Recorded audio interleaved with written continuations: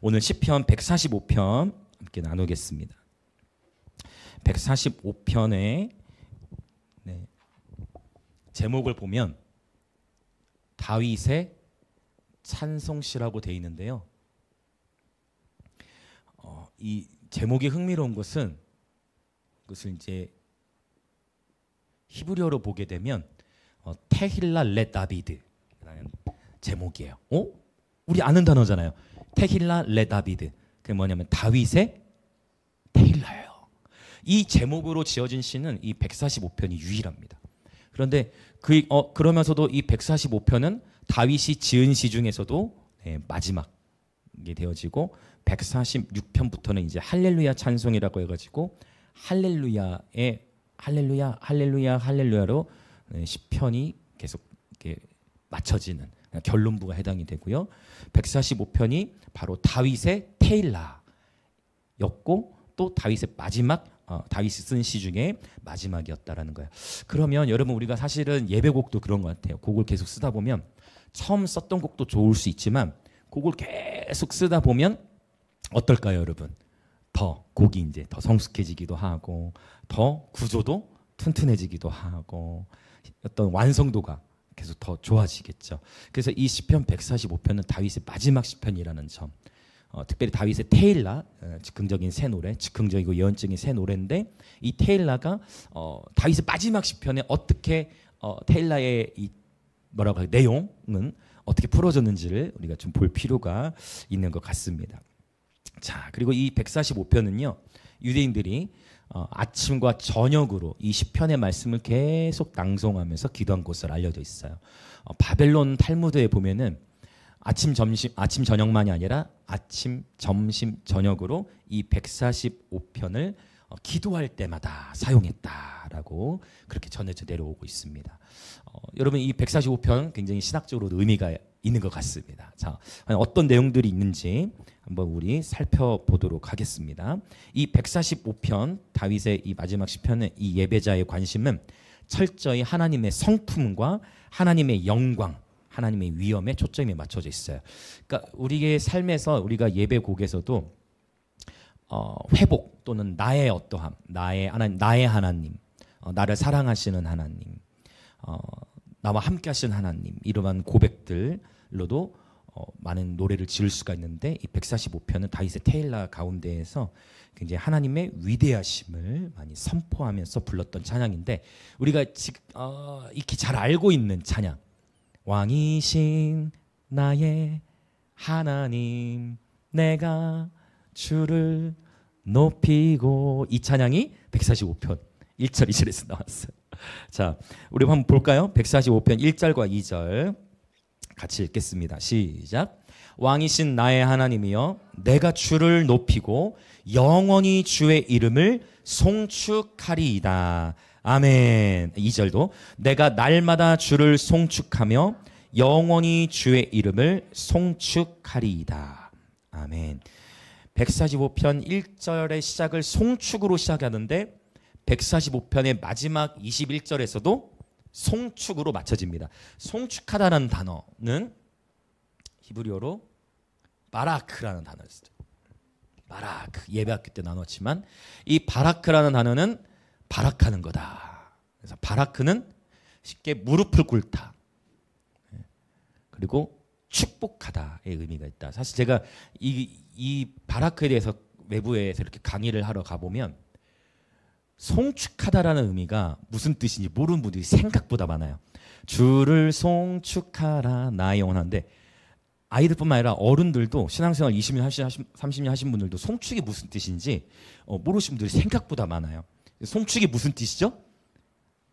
바라크라 했어요. 송축은 일단 축복하다라는 의미가 있어요. 축복하는데 약간 높여서 축복하는 거예요. 그리고 또 어떤 뜻이 있다고요? 무릎을 꿇다. 물론 엎드리다라는 그런 표현도 있어요. 가장 성경에서 많이 쓰인 거는 바로 무릎을 꿇다와 축복하다라는 이런 의미가 있어요. 그래서 내 영혼아 여호와를 송축하라, 유명한 시편 103편의 표현. 그 얘기는 뭐예요?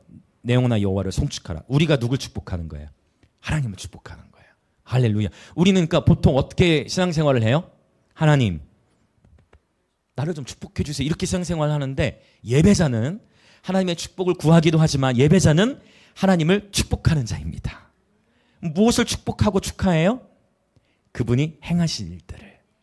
할렐루야. 그분이 행하신 일들을 축복하는 거예요. 그분이 행하신 일들을 축하하는 거예요. 그분이 행하신 일들을 자랑하는 거예요. 이것이 바로 송축입니다. 아멘. 아주 성숙한 예배자죠. 내가 축복을 받기 위해서 기도하고 찬양하는 것이 그런 차원에 머무는 그것도 필요하고 의미가 있지만 한 걸음 더 나아가서 바로 그분의 이름을 송축하는 예배자. 그래서 Blessed be your name. 주의 이름을 찬양해. 맞나? 주의 이름을 그쵸? 이거 원래는 Blessed be your name. 그러니까 원래는 주의 이름을 송축해 이렇게 되면 사실 더 좋은데.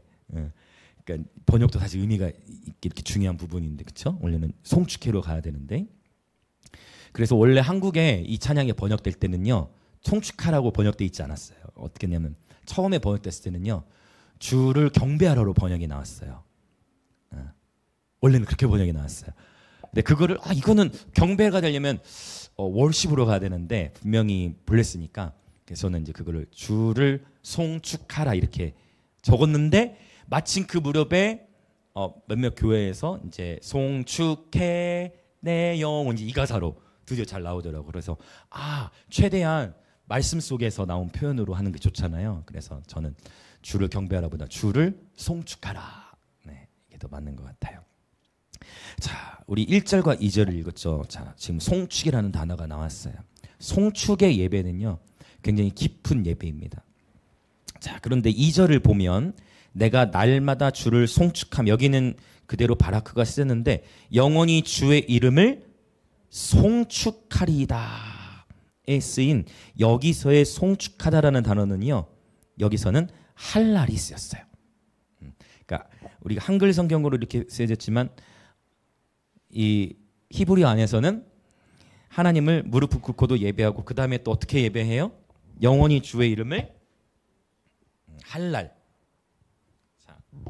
할랄은 어떻게? 그러니까 생각해 보세요. 이제 다윗이 마지막 시에 그러니까 그 동안에 썼던 찬양기와 예배 표현들을 이제 보세요. 이제 계속 집어넣어 여기에다가 우리가 배웠던 것들이 이제 계속 등장해. 참 신기하죠, 그렇죠? 우리도 그렇겠죠, 여러분? 계속 짓다 보면 곡이 완성이 높아지듯이 할 수는 하나님께 막 표현들을 막 다 넣는 거야. 그러니까 할랄은 그럼 어떻게 찬양하는 거라 했죠? 할랄은 춤을 추며. 하나는 춤을 추며 찬양하는. 오마메 춤을 추며 찬양. 춤을 추며 하나님 찬양하는. 어떤 분이 또 그러시더라고요. 오늘 낮에 만났더니 춤을 마음껏 추면서 예배하고 싶은데 눈치 보여서 못 추겠다는 거예요. 우리에게 일상인 것이 우리에게는 일상인 것이 누군가에게는 평생의 소원일 수 있다라는 거. 예. 할렐루야. 하나님을 춤을 추며 찬양하는 거죠. 할랄. 자, 그래서 바라크 할랄이 나왔고요. 자, 이제 우리가 이 3절부터 7절의 내용을 보면 찬양의 이유 첫 번째가 나옵니다. 3절부터 7절을 같이 한번 쭉 읽어보겠습니다. 우리 선포하겠습니다. 말씀을 힘있게 3절부터 7절 시작. 여호와는 위대하시니 크게 찬양할 것이라. 그의 위대하심을 측량하지 못하리로다. 대대로 주께서 행하시는 일을 크게 찬양하며 주의 능한 일을 선포하리로다. 주의 존귀하고 영광스러운 위엄과 주의 기한 일들을 나는 작은 소리로 읊조리리이다. 사람들은 주의 두려운 일의 권능을 말할 것이며 나도 주의 위대하심을 선포하리이다. 그들이 주의 크신 은혜를 기념하여 말하며 주의 의를 노래하리이다. 아멘. 3절부터 7절에 찬양의 이유가 나오는데 첫 번째는요, 하나님의 바로 위대하심. 하나님의 참 이게 문맥에 참 들어맞는 게, 자, 하나님의, 자, 여호와는 위대하시니 그 다음에 나오는 표현이 크게 찬양할 것이야. 여기 또 할랄, 네, 또 춤을, 그러니까 하나님의 위대하심을 가만히만 찬양할 수 없다는 거야. 하나님 위대하십니다. 전혀 아니라 하나님 정말 위대하시다라고 막 춤을 추며 찬양하는 거예요. 그것을 상상해 보세요. 그의 위대하심을 측량하지 못하리로다. 춤을 추며 찬양하는 겁니다. 4절 대대로, 이건 뭐예요? From generation to generation. 모든 세대가, 어린아이로부터 어른에 이르기까지, 그리고 모든 세대와 세대가 함께 내가 죽더라도 내 다음 세대가 그렇게 찬양할 것이다. 대대로 주께서 행하시는 일을 크게 찬양하며, 여기서 또 다른 단어가 쓰였어. 여기서는 샤바흐, 참 시의 적절한 표현. 샤바흐. 샤바흐는 어떻게 찬양하는 거죠? 소리치다. 샤바흐는 큰 소리로 외치다라는 의미가 있어요. 그래서 어떻게 찬양해요? 찬양할 때 샤우팅. 샤우팅하면 크게 주님께서 행하시는 일들을 샤우팅하면서 선포하는 것입니다. 여러분, 그래서 성경은 이런 표현이 있다 했어요. 즐겁게 소리칠 줄 아는 백성이 복이 있나니. 아멘. 시편 89편이죠. 저희가 주의 얼굴빛 안에 다니리로다. 즐겁게 소리치는 예배자가 주의 얼굴빛 안에 다니게 된다라는 것은 지식으로는 이해 불가. 이걸 어떻게 지식으로 이해? 아니, 소리치는 거하고 내가 주의 얼굴빛 안에 다니는 거하고 지식적으로, 학문적으로 이걸 어떻게 이해하겠어요? 이건 경험해야 되는 거예요. 여호와의 선하심을 맛보아 알지어다. 즐겁게 소리칠 줄 아는 백성이 복이 있나니 저희가 주의 얼굴빛 안에 다니리로다. 아멘. 샤우팅하며 그분을 크게 외치며 찬양할 때 할렐루야. 여러분, 하늘이 열리는 줄 믿습니다. 그분의 얼굴빛 안에 살아가게 될 줄 믿습니다. 네, 놀라운 것이죠. 샤바크의 찬양. 그래서 여러분, 더 많이 소리치시길 축복합니다. 적어도 우리 하나님 목요 예배만큼은 여러분 샤우팅, 더 많이 샤우팅 하시기 축복합니다. 주님은 여러분 큰 소리로 찬양을 기뻐하십니다. 물론 세밀한 음성도 주님은 다 들으시는 분이에요. 그래서 아니, 하나님 다 들으시는데 그렇게 뭐하러 크게 찬양하냐. 성경에서는요, 너희는 큰 소리 나는 재금으로, 너희는 큰 소리로 찬양하라고 명령법으로 말씀하셨어요. 하나님이 말씀하셨으니까 단순하게 순종하면 돼요. 여러분, 기쁘면 소리가 나옵니다. 기쁜 일이 있을 때 와 기쁘다라고 할 수, 와 아우 너무 좋아요. 이렇게 정말 기쁘면 어떻게 됩니까? 감사합니다. 원래 더 해주실 수 있을 텐데, 더 해주실 수 있을 건데, 여러분 어떻게 하겠습니까? 소리 지르고 모르는 사람끼리도 막 껴안고 그러잖아요. 모르는 사람끼리도 막. 2002년 한일 월드컵 때 제가 고3이었는데, 저는 축구를 워낙 좋아했는데 고3이어도 안 볼 수가 없잖아요. 봤어요. 모르는 사람끼리도 막 껴안고 하이파이브 하고, 갑자기 막 치킨집 사장님들은 오늘 무료 뭐 이런 식으로 막 그러는. 왜? 기쁨을 이기질 못하니까. 여러분 기쁜데 너무 기뻐, 너무 기쁜데 이거 어떻게? 기쁘면 잔절 어떻게 돼요? 외침이 터져 나옵니다. 할렐루야. 여러분 주님을 즐거워하십니까? 여러분 주님이 저와 여러분의 기쁨의 근원이십니까? 여호와로 인하여 기뻐하는 것이 우리의 힘임을 선포합니다. 느헤미야에 선포하고 있잖아요. 여호와로 인하여 기뻐하는 것이 너희의 힘이니라. 그래서 예배는 지루할 틈이 없습니다. 우리 주님의 기쁨이 부어지기 때문이죠. 다윗이 그렇게 전심으로 찬양해 하나님의 위대하심을 찬양합니다. 자, 여기서 또 우리가 이해될 것은 다윗은 자기 인생에서 수많은 전쟁들을 통과해 왔다는 거예요. 그런데 다윗이 하나님의 위대하심을 막 크게 찬양하고, 막 그분은 위대하심을 찬양할 때는 자기 삶의 모든 것이 잘 풀어질 때만 하나님의 위대하심을 찬양한 게 아니라, 분명히 시편 34편에도 보면 사실 연결돼 있는데, 34편 한번 잠깐 넘어갑시다. 이제 시편 나눌 시간이 앞으로 한 5주 정도밖에 없네요. 시편 끝나면 저희는 이제 잠언으로 갈 거예요. 시편 34편을 한번 같이 찾아보겠습니다. 이 34편은 다윗이 사울을 피해 도망 다니다가 가드왕 아기스 앞에서 미친 척을 하다가 쫓겨나듯이, 아빌레렉이라는 것은 왕에게 쓰는 명칭이에요. 그래서 이것은 분명히 우리가 사무엘상 본문을 통해 알 수 있는데요. 34편, 자 연결점을 찾아보세요. 1절부터 3절. 34편 1절부터 3절 시작. 내가 여호와를 항상 송축하며 내 입술로 항상 주를 찬양하리이다. 내 영혼이 여호와를 자랑하리니 공고한 자들이 이를 듣고 기뻐하리로다. 나와 함께 여호와를 광대하시다 하며 함께 그의 이름을 높이세. 사실 4절도 다 연결돼 있어요. 내가 여호와께 간구하면 오늘 145편도 나오거든요. 이 얘기는 뭐예요? 자, 다윗이 지금 사울을 피해서 도망다니는 비참한 신세 가운데에 어쩔 수 없이 이스라엘 땅에서는 더 이상 숨을 곳이 없으니까 어쩔 수 없이 블레셋 땅에 들어가는데 어디까지 다다른 거예요? 가드 땅까지 들어갔어요. 더구나 가드 왕 아기스 앞에서는 이런 가드 왕 아기스는 다윗이 워낙 싸움을 잘하니까 어떻게 해서는 다윗이 지난날에 어떤 잘못을 했더라도 다윗을 품고 자신의 신하를 삼으려고 했는데 가드의 백성들과 신하들은 다윗을 싫어해. 왜죠? 다윗이 누굴 죽였어요? 골리앗을 죽였잖아. 골리앗이 어디 사람이에요? 가드 사람이거든요. 그러니까 우리 마을에 우리 도시의 장군을 죽였어 다윗이. 그러니까 당연히 다윗을 싫어하죠. 그 가드 왕이 신하들이 다윗을 다 죽이려고 할 때 이제 이 다윗이 너무 당황하니까 뭐 한 거예요? 미친 척 연기를 한 거예요. 성경에 보면 다윗이 침을 질질 흘리면서 문을 긁으면서 미친 척 하려고 침 질질 흘리면서 문 긁으면 진짜 미친 척 연기가 진짜 미친 것처럼 보였어. 미친 연기는 어려워요 여러분. 제가 학생들 캠프 사역 나가서 이거 다 시켜보면 잘하긴 해 애들이. 잘하는 애들도 있는데 미친 연기는 정말 어렵죠. 근데 정말 미친 척 연기하면 겨우 살아나와가지고 그때 지은 시예요. 얼마나 비참해 인생. 얼마나 처참해. 완전히 쫓기고 우리나라 땅, 즉 대한민국에는 거할 땅도 없어. 너무 서로 추적해. 그래서 도망을 치는데 거기서 미친 척하면 겨우 살아나와가지고 하는 고백이 이 찬양인데 똑같이 항상 송축하며 바라크가 쓰였고 입술 하랑주를 찬양하려 여기는 테일라가 쓰였어. 가장 깊은 예배로 처참한 내 삶은 처참해.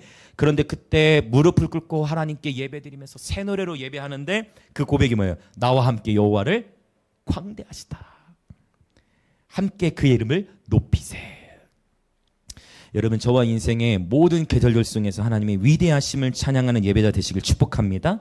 우리 하나님은 온 우주 만물의 창조주이시며 저 여러분의 인생의 주인이신 줄 믿습니다. 네.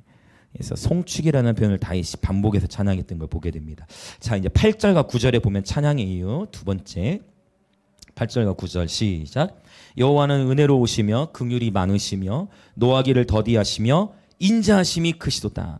여호와께서는 모든 것을 선대하시며 그 지으신 모든 것에 긍휼을 베푸시는도다. 아멘. 찬양의 이유 두 번째는 물론 더 많이 언급할 수 있겠지만 하나님의 긍휼하심. 하나님의 긍휼하심이에요. 하나님은 노하기를 더디하시고 인자하심이 크십니다. 이 표현을 어디서 본 것 같지 않으십니까?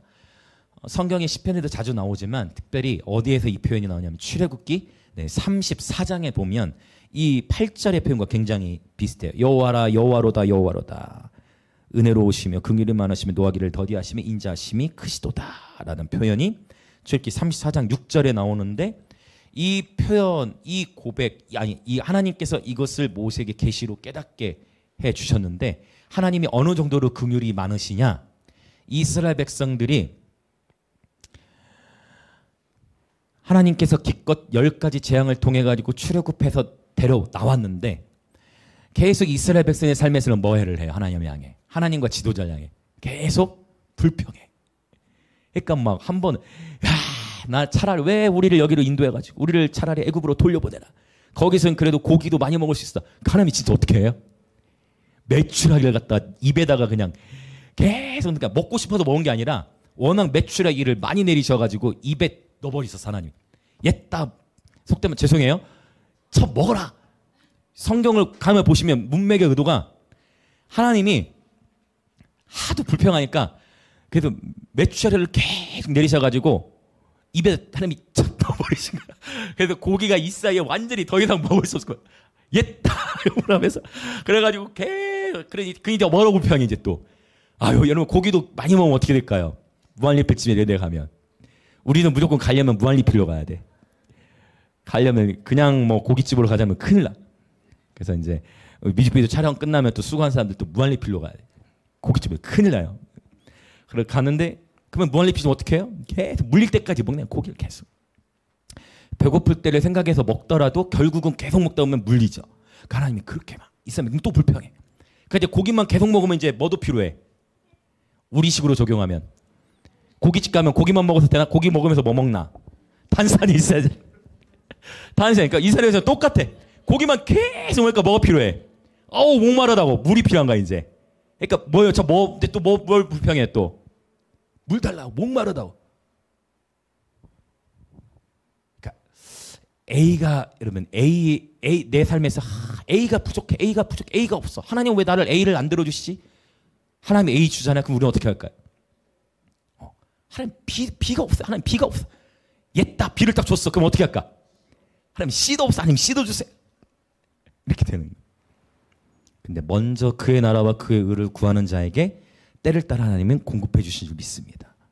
이세벨이 계속 불평하는데 충격적인 죄를 그 전에 또 하나 범하죠. 뭐예요? 모세가 하나님의 계명을 받으러 시내산에 올라가는데 그리고 나서 계명을 받아 내려왔고 또 올라가는 장면이 나오잖아요. 모세가 40일 기도를 3번 해요. 성경 보면. 근데 기도를 올라가는데 백성들은 또 뭐예요? 야, 이게 출애굽기 32장에 나오잖아요. 계속 이제 그냥 불평만이 아니라 또 뭐도 있을까요? 이제 불평만이 아니라 뭐가 있냐면 두려움. 왜? 하나님 정말 살아 계시나? 왜냐하면 고대 근동에서는 항상 신이라는 개념에는 뭐가 있냐면 형상이 있어. 고대 근동에 항상 신의 형상이 있어. 심지어 우리 민족에도 있었어. 우리는 항상 어떻게 해요? 돌 같은 거 세우고 정승 세우고 신이라는 게 있단 말이에요. 고대 시대에는 항상 신상이라는 걸 세워. 근데 그걸 아시고 하나님이 출애굽기 20장에 뭐라고 얘기하시냐면 너는 하늘에 있는 것이나 땅에 있는 것이나 땅 안에 있는 것에 어떠한 뭐도 만들지 말고 형상도 새기지 말고. 그래서 저는 개인적으로 예수상 세우는 것도 반대예요. 왜냐하면 주님 뭐라고 말씀하셨어요? 어떠한 형상도 새기지 말라 하셨거든요. 그쵸? 형상을 세웠네. 형상을 원해. 왜? 그동안에 본인들이 믿어왔던 신은 하나님을 알기 전에 그 신에 대한 개념은 뭐냐면 항상 형상이 있어야 돼. 그러니까 자꾸만 백성들이 모세가 없으니까 아론 제발 우리 앞에 하나님을 좀 만들어 달라고. 하나님 형상을 좀 만들어 달라고. 그 문맥에도는 하나님 형상을 만들어 달라는 거였어요. 하나님 형상을 만들려고 하는 당시에 많이 고대 근동사회에서 특별히 또 애굽 땅에서도 그렇고 특별히 블레셋에서도 법궤를 테스트할 때 법궤를 돌려보내야 때 뭐를 보낼까요? 소를 보내요. 벳셈에서 이 소가 어디로 가는지 소에게 결정권을 주잖아. 왜? 그거는 소의 결정을 따라 우리 결정하겠다. 이게 다 의미가 있어요. 그러니까 소의 결정을 따르듯이 그래가지고 그럼 보고 배운 게 있잖아. 근데 보고 배운 게 있기 때문에 애굽이나 주변에서 소를 많이 섬겼으니까 그럼 뭘 만들기를 결정한 거예요. 금송아지 형상 만들게 한 거예요. 근데 그 금송아지 형상을 소를 숭배하기 위해 했던 게 아니고 그 금송아지 형상을 뭐를 섬기기 위해 금송아지를 만들었을까요? 하나님 섬기려고 만든 거예요. 그러니까 소를 섬기려고 그 형상 만든 게 아니라 누굴 섬기려고? 하나님을 섬기려고 금송아지 형상을 만든 거예요. 그런 의도로 만들었는데 그것조차 하나님은 당연히 기뻐하지 않으시고 사람들의 이게 뭐다? 우리가 만든 이게 뭐다? 바로 이 형상이 이제 우리 안정감이 있다. 이거예요. 눈에 보여야 돼 자꾸. 그러니까 하나님이 눈에 안 보이니까 이게 막 두려운 거야. 여러분 축복하면 여러분 그러신 분 없죠? 우리 모두 이 단계를 넘어서시길 축복합니다. 눈에 보이지 않으니까 이게 하나님이 살아계시는가? 하나님이 그동안 내 삶을 이렇게 인도하셨는데 위기 속에서 정말 하나님이 살아계시나 이러한 의심이 들면서 하나님이 좀 보였으면 좋겠다 하고 금송아지 형상을 만든. 하나님께서 이 백성이 부패했다. 모세야 이 백성이 부패했다. 모세가 내려와가지고 모세가 너무 화가 나가지고 지면에 있는 모든 사람 중에 모세가 가장 온유하다 했는데 지면에 있는 모든 사람 중에 모세가 가장 온유했는데 그 모세마저도 큰 실수를 하나 하죠. 뭘 깨뜨려요? 그 돌판을. 그거 누가 썼어요? 그거 하나님이 쓰신 돌판이거든요. 하나님이 쓰신 돌판을 막 깨뜨려버리는 일들이. 인간적으로 생각하면 그 이후에는 하나님 어떻게 하셨어요? 그 모세로 하여금 돌판 준비케 하셨어요. 그 전에 처음에는요. 하나님이 직접 돌을 준비해서 하나님이 쓰게 하셨다는 표현이 있어요. 그거를 목사도 너무 흥분하면 깨뜨리고 그거를 금송아지 다 부수고 그거를 갈아버려가지고 물에 타는 다음에 그걸 어떻게 했어요? 그 물을 마셔라 해버렸어. 그걸 마시고 그러면서 아론 도대체 하나님께서 어떠한 형상도 만들지 말라고 했는데 왜 송아지 형상을 만들었어요? 그때 아론이 뭐라고 합니까? 아론이 모세 신기하지? 우리가 있잖아 금 모아가지고 불에 던졌다? 근데 불에 던졌는데 소가 돼서 나왔어. 얼마나 비참한 명이에요, 여러분. 얼마나 구참한 명이에요. 모세, 우리가 불에다가 우리 금 모아가지고 불 던졌다. 근데 불에 던졌는데 속아져서 나왔어. 자기들이 소형상을 만들어 놓고 끝까지 뭐 하는 거예요? 회개하지 않고 끝까지 뭐예요? 변명하는. 우리가 이거를 불에다가 던졌더니 거기서 속아져서 나와버렸다. 왜 이런 표현을 했냐면 이게 굉장히 종교적인 표현이에요. 고대에서 우상을 섬겼던 많은 사람들이 신상을 만드는데 그 신상 누가 만들어요? 사람이 만드는데 한번 따라해 봅시다. 입 닦기, 입 씻기. 이게 무슨 말? 입을 닦아. 그러니까 신상을 만들어 놓고 그 신상에 입을 씻는 행위를 해요. 입을 닦아. 입을 닦고 나서 또 물에다가 씻어. 이런 행위를 반복해요. 고대 근동의 사회 안에서는 이게 여러 문헌들로 밝혀져 있어요. 그러니까 그러고 나서 그 신상을 구별시켜가지고 오, 우리의 신이다. 신이 그 형상 안에 들어온다라는 생각을 지녔어요. 그러니까 지금 아론이 했던 표현은 단순한 변명이 아니라 어떤 생각으로 이방신을 섬기는 그들이 했던 그 행위 그대로 종교적인 표현인 거예요. 분명히 자기들이 만들어 놓고 신이 직접 이 형상 안에 들어왔다라고 표현하는 거예요. 그러니까 우리가 불에 던졌는데 분명히 자기들이 만들어 놓고 송아지가 나왔어. 그거를 신성시 여긴 거예요. 아직도 아론은 깨닫지 못, 그 하나님과의 관계 안에서 신앙이 성숙하지 못했다라는 걸 볼 수가 있어요. 그러니까 아론이 속이 타. 모세가 속이 타. 하나님도 너무 속이 타.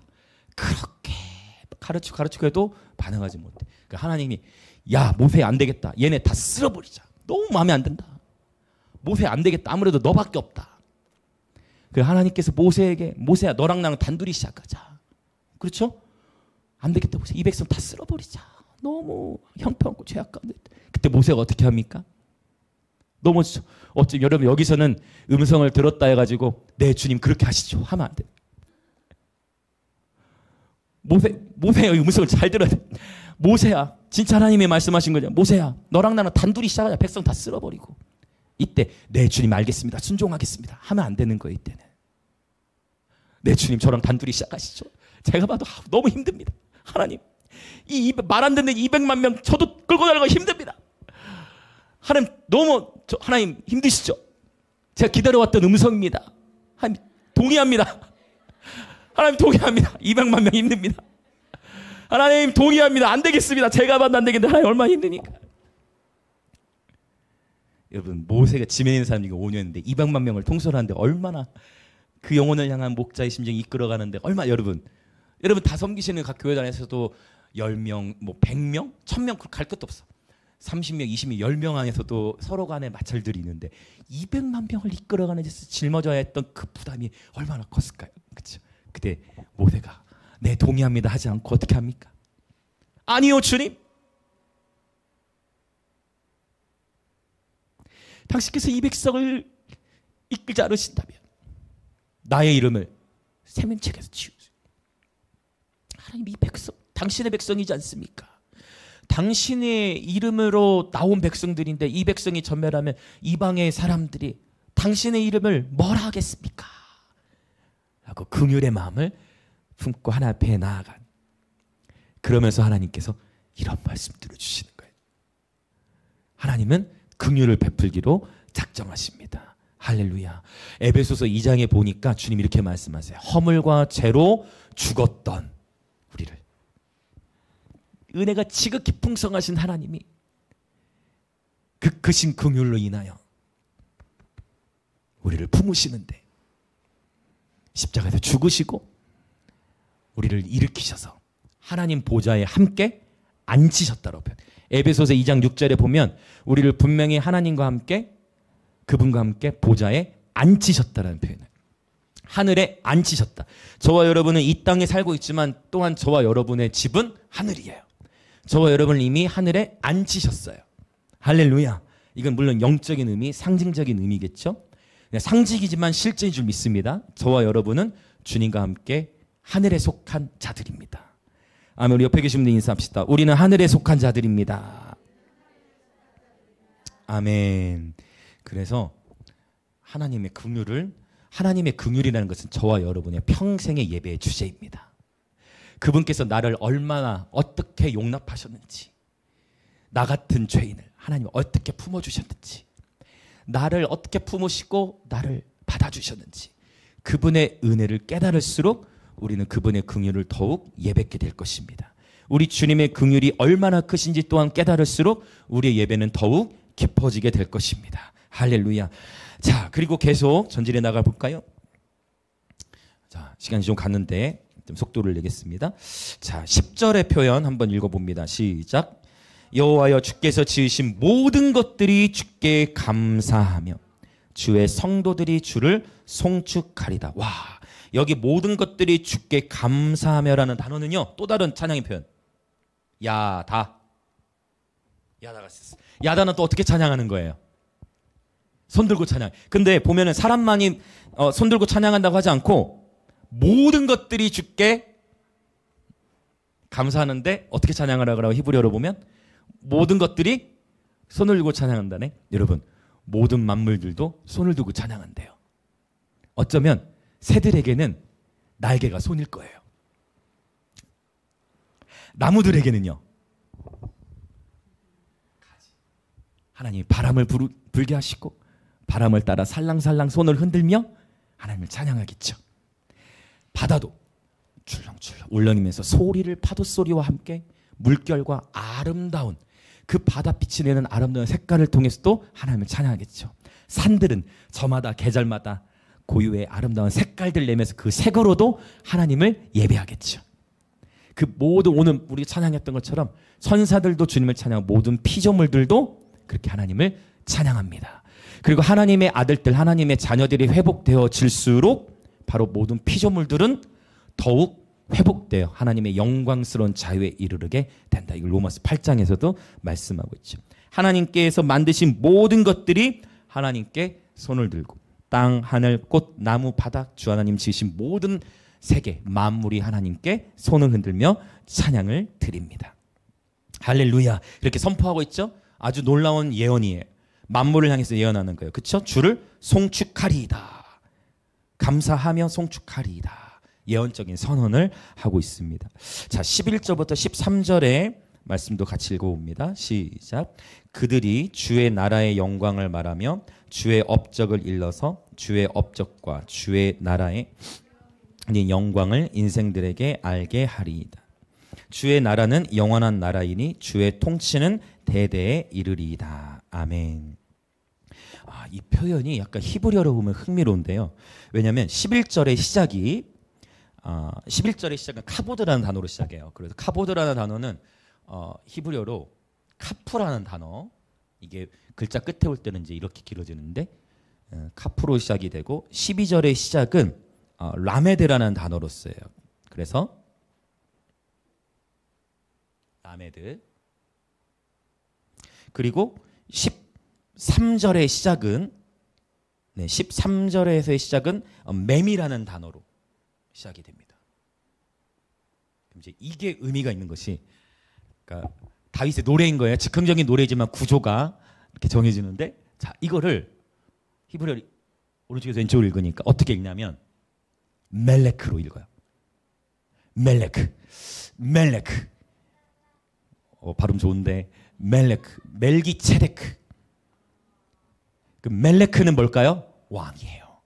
그러니까 다윗이 시잖아요. 노래를 만드는데, 그러니까 이게 시라는 것도 훈련이 되면 행 이렇게 배치를 하는데 상징적으로 첫 글자 시자 이런 걸 맞추잖아요. 그러니까 다윗이 지금 테일라인데도 즉흥적인 노래인데 이걸 딱 맞춰질 정도로 다윗의 예언적 경배, 즉흥적인 이 노래가 굉장히 성숙함의 경지에 이르렀다라는 거예요.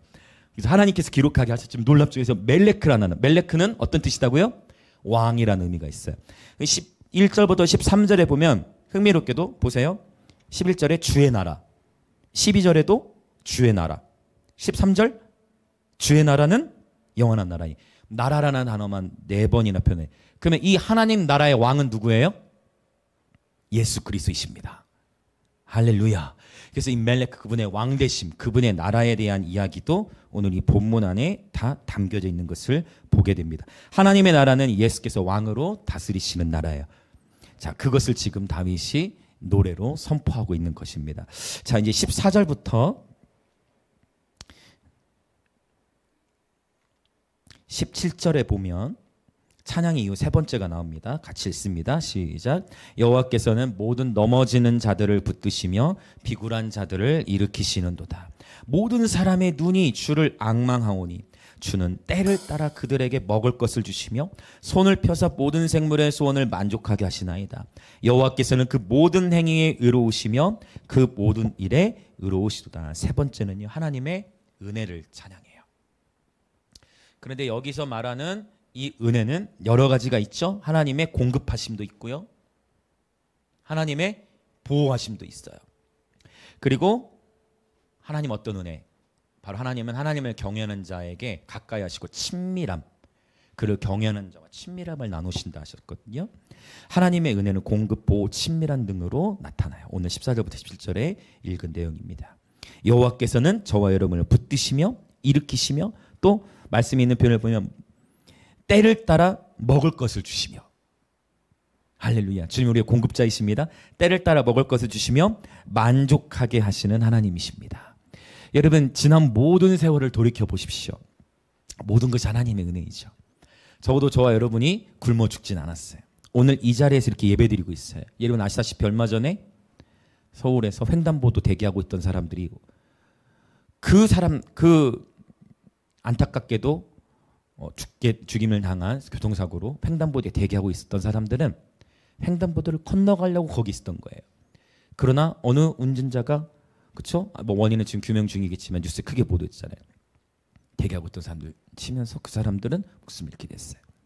여러분, 우리는 이 예배당 마치고 나가면서도 어떤 사고, 어떤 일이 있을지 아무도 몰라요. 내일 일을 알 수 없어요. 하나님이 저와 여러분의 생명을 보여주시지 않는다면, 그렇죠?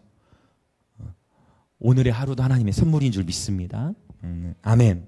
오늘의 하루도 하나님의 선물. 때를 따라 먹을 것을 주시죠. 하나님의 공급. 언약의 신실하신 하나님, 때를 따라 공급하시고, 때를 따라, 정말 때를 따라 그분은 다 보고 계세요. 그렇죠? 완벽하게 공급하신 하나님, 그분의 은혜를 찬양합니다. 자, 이제 18절부터 20절에 보면요, 여기서는 간구에 대한 이야기도 나오는데, 진실하게 간구하는 모든 자에게 가까이 하신다. 자, 20절에서는 또 자기를 사랑하는 자들은 다 보호하신다. 그래서 하나님 은혜를 찬양한다. 찬양의 이유 세 번째가 이 20절까지도 다 연결될 수 있을 것 같아요. 여러분, 정말 우리 하나님은 선하십니다. 그분은 때를 따라 저와 여러분에게 먹을 것을 공급하시고 보호하시며, 무엇보다도 주님과의 깊고도 친밀한 교제를 누리도록 오늘 또 우리에게 은혜를 베풀어 주셨습니다. 자, 우리 21절 한번 볼까요? 같이 읽습니다. 시작. 내 입이 여호와의 영예를 말하며 모든 육체가 그의 거룩하신 이름을 영원히 송축할지로다. 아멘. 마지막 송축 역시 바라크라는 단어를 쓰는데, 이 내 입이 여호와의 영예를 말하며, 이 영예라는 단어는 히브리어로 테일라를 썼어요. 그러니까 시편 34편에서도 바라크와 테일라를 했고, 145편 시작해서 바라크로 시작해서 바라크로 마치는데 마지막은 바라크이면서 또한 테일라, 새 노래로 하나님께 예배 드린 것을 보게 되는데, 여러분 너무 좋은 것이 이 다윗 처음에 145편 왕이신 나의 하나님이여로 시작하는데 21절에서는 모든 육체가 그의 거룩하신 이름을 영원히 송축할지로다. 즉 개인의 예배, 우리의 이 개인의 예배가 어떤 예배로? 공동체의 예배로. 할렐루야. 그리고 열방을 향한 선포로. 아멘. 저와 여러분의 개인의 예배, 또 지금 드리는 이 예배도 열방을 향한 선포로, 우리의 예배가 열방으로 연결되어지시길 축복합니다. 우리가 그렇게 나아가고 있죠. 그래서 테일라 그리고 바라크의 예배로 주님 앞에 나아간 것을 보게 되어집니다. 할렐루야. 우리 함께 이 시간 우리 기도하겠습니다. 여러분, 가만히 지나온 인생길을 돌아보면 다윗이잖아요. 수많은 전쟁이 있었죠. 가족 안에서 아픔이 있죠. 상상할 수 없는 배신들을 당하죠. 그 가운데서 다윗은 항상 여호와를 송축했습니다. 할렐루야. 항상 주님을 찬양했습니다. 시련과 아픔 속에서도 기뻐 춤을 추며 주를 찬양, 고난과 역경 속에서도 우리는 여전히 주를 찬양. 다윗이 주님을 예배하며 나아갔어요. 함께 이 시간 우리 기도합시다. 예배가 깊어질수록 이 테일러와 바라크의 찬양이 더 많이 풀어져요. 하나님 앞에 무릎을 꿇는다는 것은 여러분 순복의 의미가 있죠. 하나님, 나는 당신의 종입니다. My Majesty. 신하들이 왕 앞에 무릎을 꿇고 아련하듯이 My Majesty 무릎을 꿇는 거예요. 하나님께 복종. 새 노래로 주님을 예배하는 것, 나만의 경배로 나아가는 것이죠. 다윗의 개인의 예배가 열방의 예배, 부흥에 대한 선포로 확장되어집니다. 저와 여러분의 삶도 이렇게 되어지길 원합니다. 하나님, 우리 개인의 예배 생활을 통해 열방의 예배 부흥에 대한 비전을 선포하며 전진하는 예배자 되게 하소서. 날마다 하나님의 위대하심을 선포하는 예배자 되게 하소서. 하나님의 무한하신 긍휼과 은혜를 선포하는 예배자 되게 하소서. 그래야 나를 위한 예배, 나의 만족을 위한 예배 차원을 넘어서 하나님의 영광을 위한 예배자 되게 하여 주시옵소서. 지극히 작은 것에 충성하며 지극히 작은 것에 신실하며 나아감을 통해 하나님 주인의 즐거움에 참여할 뿐만 아니라 큰 것을 맡기실 주님을 기대하면서 하나님, 오늘도 그렇게 주님 우리를 부르신 자리에서 주께 예배드립니다. 하나님, 새 노래로 주께 예배드립니다. 무릎을 꿇고 예배드립니다. 하나님, 당신의 이름을 축하합니다. 하나님, 당신을 축복합니다. 오 하나님, 춤을 추며 당신께 예배드립니다. 오 하나님, 큰 소리를 외치며 찬양합니다. 오 하나님, 손을 들고 찬양합니다. 하나님, 나만 손 드는 게 아니라 하나님이 만드신 나무들도 손을 들고 찬양하고, 하나님 만드신 꽃들도 손을 들고 찬양하고, 하나님 만드신 바다와 그 모든 피조 세계가 하나님께 감사하며 찬양드립니다. 하나님, 그렇게 계속 우리는 열방을 향해 선포하며 예배하며 살아가길 원합니다. 우리 마음을 넓혀주시고 우리의 시야를 넓혀주시고 내 문제보다 크신 하나님을 보게 하시며 우리 인생의 어떠한 상황 속에서도 위대하신 하나님을 찬양케 하시고 긍휼이 풍성하시며 노하기를 더디하시는 하나님을 찬양케 하시고 주님의 무한하신 은혜에 감사하며 예배하는 예배자 되게 하소서. 그렇게 주여 한번 외치며 기도합시다. 주여,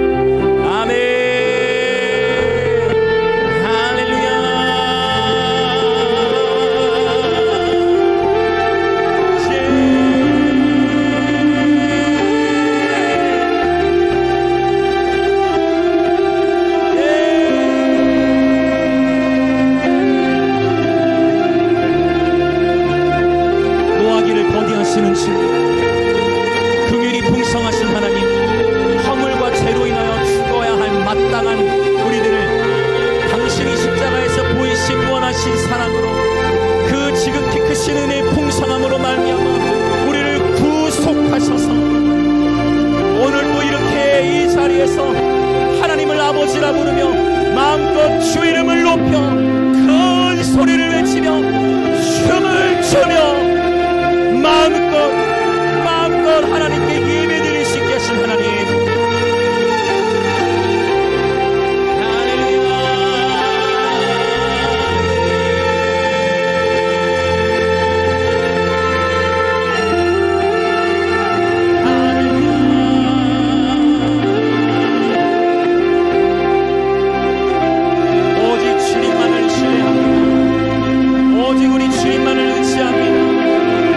오직 우리 주 예수 그리스도만을 의지합니다. 오 아버지 감사합니다. 주님의 무한하신 사랑에 감사합니다. 우리 인생의 어떠한 상황에서도 내 영혼이 항상 주를 송축하며 결국 주님께서 계속 이 무게를 통해 시편을 나누게 하시면서 우리를 영의 사랑